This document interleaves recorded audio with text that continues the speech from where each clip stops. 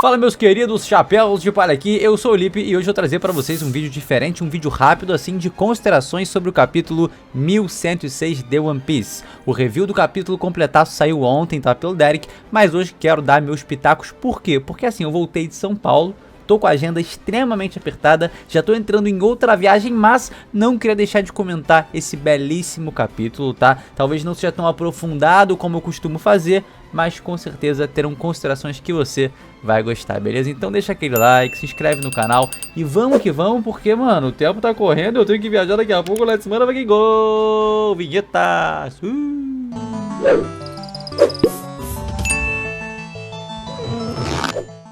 Esse capítulo se inicia como vários outros anteriores a ele, né, com o caos eclodindo em Egghead, mas tem um barco ali chegando que no final do capítulo a gente vai ver que é um barco simplesmente gigantesco. Mas o primeiro ponto que eu quero falar aqui é, mano, olha esse retorno, olha esse Luffy voltando à sua forma no Gear 5 e cara, tá muito parecido com o Luffy lá no capítulo 1043, né, sem contar aquela questão ali meio da seiva, né, e tal, mas assim, cara, esse é o retorno de Joy Boy certamente, esse é o retorno de Joy Boy no arco de Egghead. E esse, mais importante de tudo, é o retorno de Joy Boy para Bonnie. Mano, pau tá comendo, Sanji se aproxima ali usando o Skywalker, tá subindo, quer salvar quem quer que seja, seus colegas, e nisso o Vegapunk, cara, vamos lá, achei Oda gêmeo, não tem como, mano. Simplesmente fantástica a resolução que ele dá ali, né, pra no caso a Bonnie e todo mundo ali ser salvo. O Vegapunk revela através da Atlas, né, que cara, que há um detalhe ainda não revelado pra nós e nem pra ninguém sobre a hierarquia dos pacifistas. Cara, simplesmente a Bonnie, ó, coloca aí na tela, que coisa linda, cara. Vai ter Gorosei, vai ter Dr. Vegapunk, no caso seus satélites também, Sentomaru, qualquer um ali com um chip de autoridade, mas acima de todos eles figura Jillery Bone, a filha de Kuma. Cara, sacada muito boa, tá? Resolução muito legal, sem precisar entrar um Deus Máquina ali muito doido e vento pra caramba, olha só o que aconteceu aqui, tá todo mundo salvo, não. Foi realmente uma coisa bem mais condizente, que faz muito sentido, tá? E eu achei muito bonito. É a primeira beleza que vai se construindo, sendo plantada nesse capítulo, para depois germinar como uma beleza imensurável. Meus irmãos, que capítulo lindo! A ordem é dada por Bonnie e todos os pacifistas se viram contra a marinha. Esse é um momento muito legal porque assim, por mais que a resposta seja grande, o Buster Call ainda está acontecendo. As explosões que estão sendo causadas pelos navios da marinha continuam lá. Então assim, o problema não muda, né? A gente tem uma resolução ali para eles continuarem vivendo, né? A Bonnie não morrer pela cara, imagem e semelhança do seu pai, mas o problema continua extremamente grave. A gente tem um almirante, tem um Gorosei, e esse Gorosei vai ordenar que o almirante vá pra cima. E vamos ser sinceros, pra quem é rápido pra caramba, esse Kizaru tá um pouquinho devagar, né, mano? E chegou ali, foi dividir os caras ao meio, mas a figura lendária aparece. Mas antes, a gente não pode deixar de notar, né, como as palavras de Dr. Vegapunk vão guiando esse capítulo, seus pensamentos vão levando a gente através dessa narrativa. Ele comenta que, cara, não poderia levar pro coração, não poderia carregar nas costas, colocar esse peso na sua consciência de fazer com que a Bonnie, uma garota de 12 anos, fosse morta pela imagem de seu pai. Então a gente tem ele comentando sobre isso, mas óbvio, ele sabe que esse desejo egoísta dele tem consequências. E se um dia eu julguei Dr. Vegapunk, se um dia eu questionei Dr. Vegapunk, eu devo dizer aqui, cara, que eu não me arrependo. Porque a gente vê como esse personagem é muito mais complexo do que alguém só, mano, de um lado, de uma cor, vários tons de cinza presentes nesse homem. E isso é muito legal, né? Porque a gente foi duvidando dele, foi acreditando nele, e agora a gente vê que, cara, o coração do cientista existe. O coração do Vegapunk, como já vinha se provando, né, alguns capítulos atrás, como a gente já vinha sendo convencido, o Vegapunk é um cara do bem, é um cara leal e principalmente tá ali, cara, não em prol da ciência, ele tá em prol da humanidade. Mano, brabo. Vegapunk, brabo, tu é o brabo. Se morrer, me toma. Brilhou demais. Kizaru foi pra cima, né, ali e tal, lançou os lasers dele muito doido e assim, tá rolando um debate acerca desse personagem aqui, Sanjaço defendeu ou não defendeu. Vamos lá, ó. Aqui parece que ele tá repelindo, né, um dos lasers do Kizaru com seu chute. Só que tem esse detalhe, que nenhum grande sábio sabe dizer se é um braço ou se é realmente um laser ali atravessando de leve e saindo um sanguinho ali atrás do Sanji. Eu acho, tá, pelo painel seguinte, que o Sanji tá, mano... Tá difícil de ver, né? O Frank tá levando um porradão, o Atlas tá tenso pra caramba. O Sanji parece numa posição ali de que, meu irmão, tô dando um chutão aqui pra rebater essa bola. Não vai ter como. A bola procura, a bola veio, eu vou bater. Só que no próximo painel aí parece que o Sanji tá caindo meio magoado também. Tem esse traço aí, umas gotículas ali voando perto do personagem. Será sangue? Será que... Bom, tá fazendo bonito. Quer dizer, Sanjão tá fazendo bonito, é isso que importa nesse momento. Enfim, Kizaru novamente, né, vem com a sua espada e quando vai descer ela, meus irmãos, a alegria começa.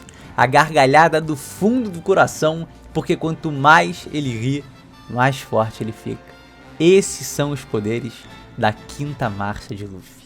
Cara, o Kizaru percebe, né, mas é tanta velocidade que o Luffy tem na quinta marcha que ele já chega dando um socão e lançando o Kizaru pro solo.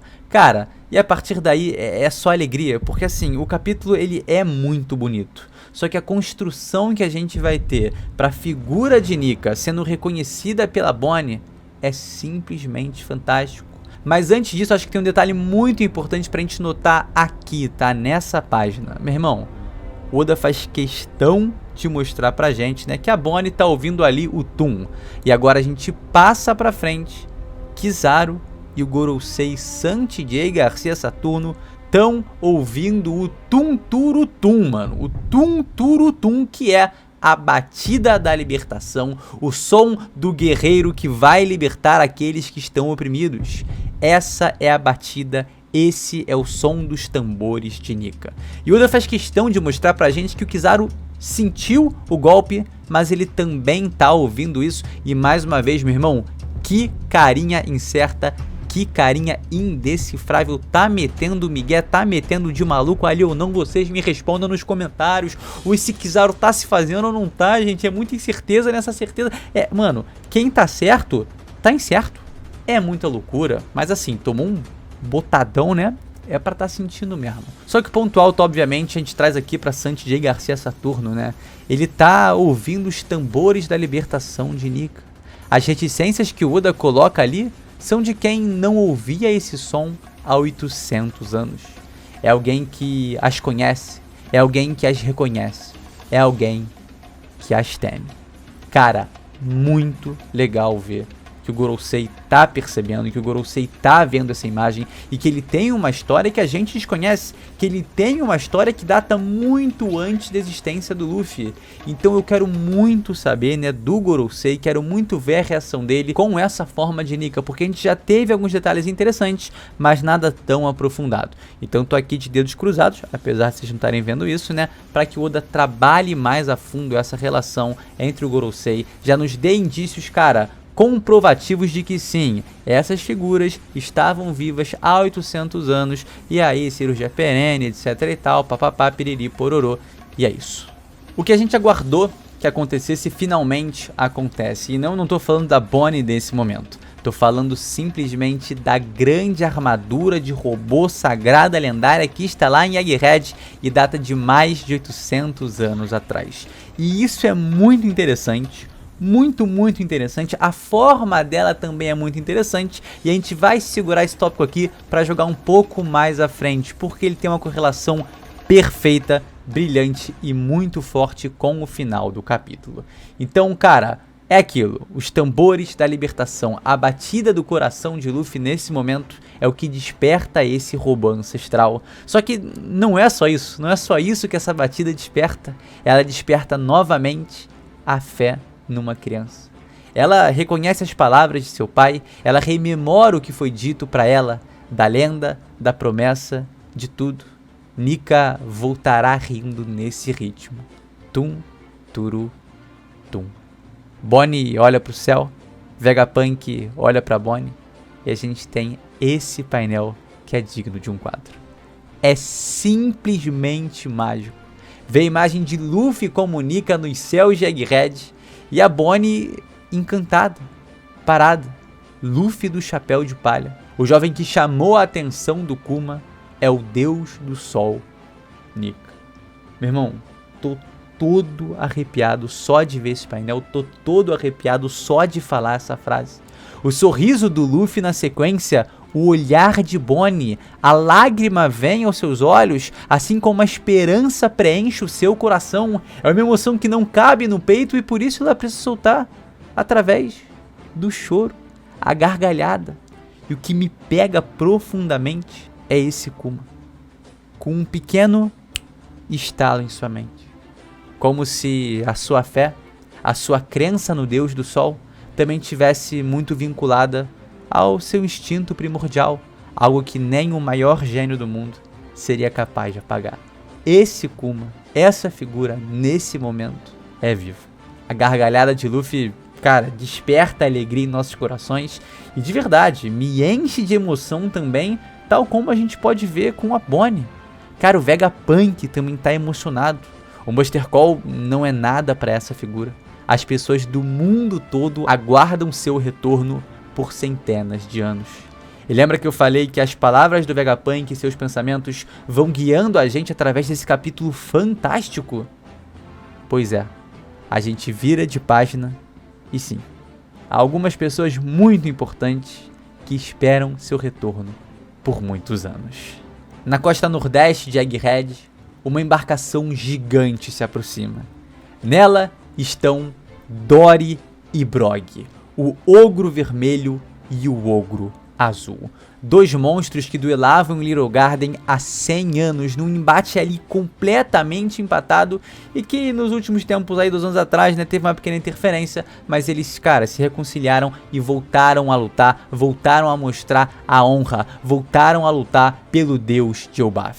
E, gente, é muito fantástico a gente ter o retorno desses personagens que foram introduzidos lá no capítulo 118. Pelo amor de Deus, Oda Gênio, não tem como.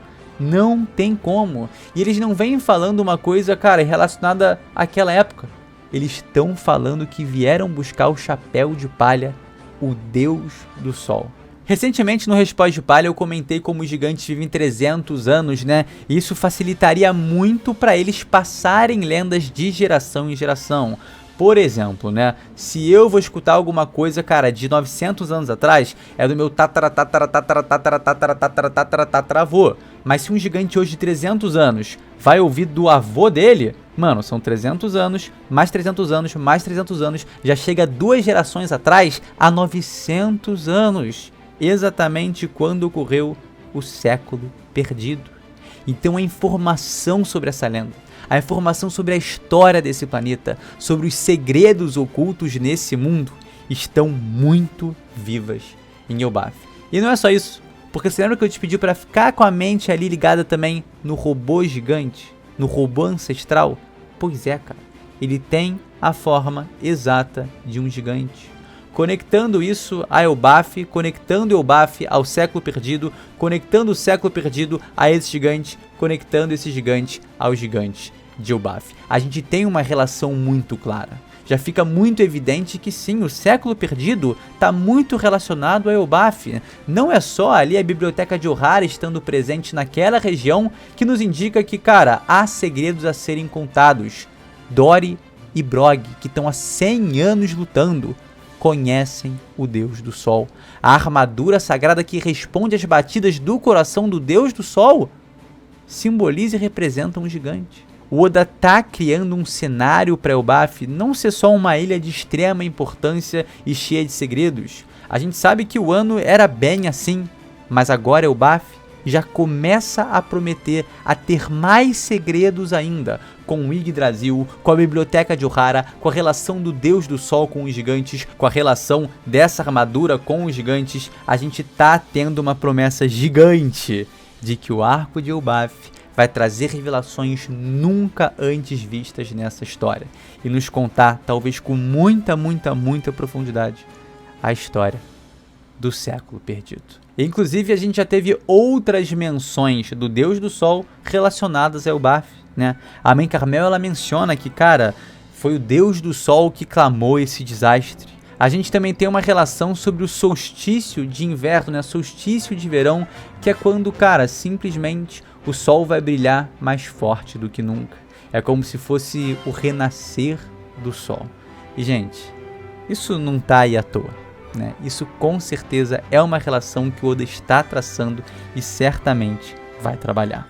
Agora vamos lá, né? Qual foi o motivo do Dory e do Brog terem parado de brigar? Agora que a gente vê esse capítulo, parece muito evidente que é basicamente a volta do Deus do Sol. Parece que a volta dessa figura de alguma forma chegou aos ouvidos dele. Pode ser que Morgan's Big News com o New School, né, esteja distribuindo aí para todos os cantos de jornais. Chegou nos caras e ele falou: opa, essa forma aqui a gente conhece. Ou quem sabe, um aliado deles. Sim, Shanks o Ruivo tenha chegado lá em Little Garden e falado: meus irmãos, vocês não sabem. Tá vendo essa figura aqui? Luffy do Chapéu de Palha é o Deus do Sol. E aí, cara, de alguma forma convenceu os caras a não duelarem mais, porque era o retorno que eles tanto aguardavam. São várias raças que esperam isso. A gente sabe que os Minks esperam esse retorno. A gente sabe que o Enel tem relações muito curiosas ali, né? Se colocando como Deus, substituindo suas asas por tambores. Tem os próprios Lunários também que esperavam o retorno de Joy Boy. A família Kozuki, né, o clã Kozuki, o Wano, esperava o retorno dessa figura lendária. E agora, os gigantes de Elbaf. Oda gênio, eu te amo. Meu irmão, que capítulo fantástico. Foi de chorar, foi de arrepiar, foi de bater palma. Oda gênio. Não tem como. E outro detalhe muito interessante também de mencionar sobre o Dory e sobre o Brog, que assim, antes do Luffy, antes do Roger e até mesmo antes de Rocks de Shebeck, a era dominada pelos gigantes. Durante séculos, tá? Eles reinaram como uma supremacia e dominaram um novo mundo. Ninguém era capaz de se opor à força deles. É claro, né? A gente viu eles, cara, aconteceu uma situação delicada ali, né, lá em Little Garden, só que, cara, vai haver uma correção de poder gigantesca.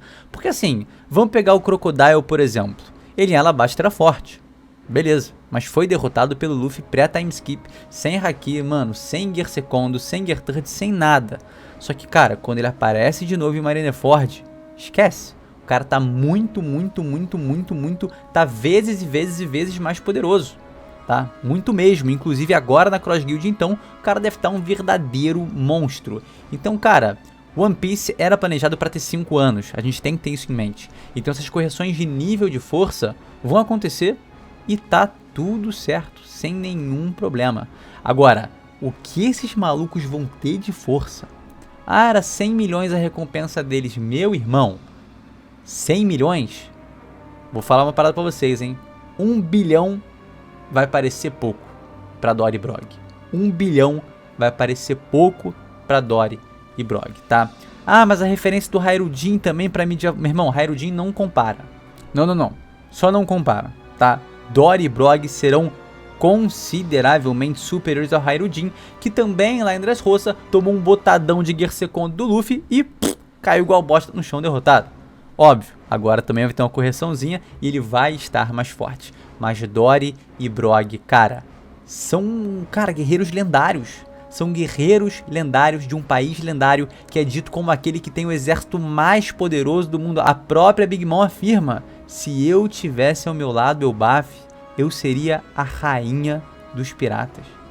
Cara, é simplesmente assustadora a força desses dois, que são, né, não diria subordinados, mas sim certamente aliados a Shanks o Ruivo. E amigos do Luffy, né? Verdadeiros amigos do Luffy aí que estão partindo em seu resgate. Agora, já vou lançar a bomba, tá? Esse é o gancho perfeito para o Elbaf. Eu cheguei a comentar, né, no meu review do capítulo anterior, que poderiam ser os gigantes chegando. São de fato eles, pô, maravilha, que felicidade. Era, fora o Barba Negra, o meu palpite favorito. Amei. E é o gancho perfeito para o Elbaf. É isso, tá? Os caras são monstros. E se você perguntar pra alguém, o que aconteceu quando o Mr. Tree estava em Little Garden? Nada. Não aconteceu nada. Passou, mano. Deixa isso pra lá. tá? Passou, esquece, tá tudo certo, tá tudo Dory Brog, nível Yonkou lendário, Rei dos Piratas. Não, brincadeira, nem, não é pra tanto também. Mas nível comandante de Yonkou top, os caras vão ser, mano, os caras vão ser. E falando mais um pouco do nível de força dos caras, né, eles simplesmente lançaram um Ikkaku Sovereignty, né, aquele ataque da Big Mom e do Kaido somados, e, mano, partiram um monstro marinho gigantesco, como se não fosse nada. Uma loucura total, e inclusive o Dory, mano, simplesmente dropa no Luffy, deixa cair assim, opa, caiu uma montanha. Os caras pegaram e arrebentaram o Vitória Punk como se não fosse nada. Mas não vamos falar do Mr. Tree aqui, não vamos falar do Mr. Tree.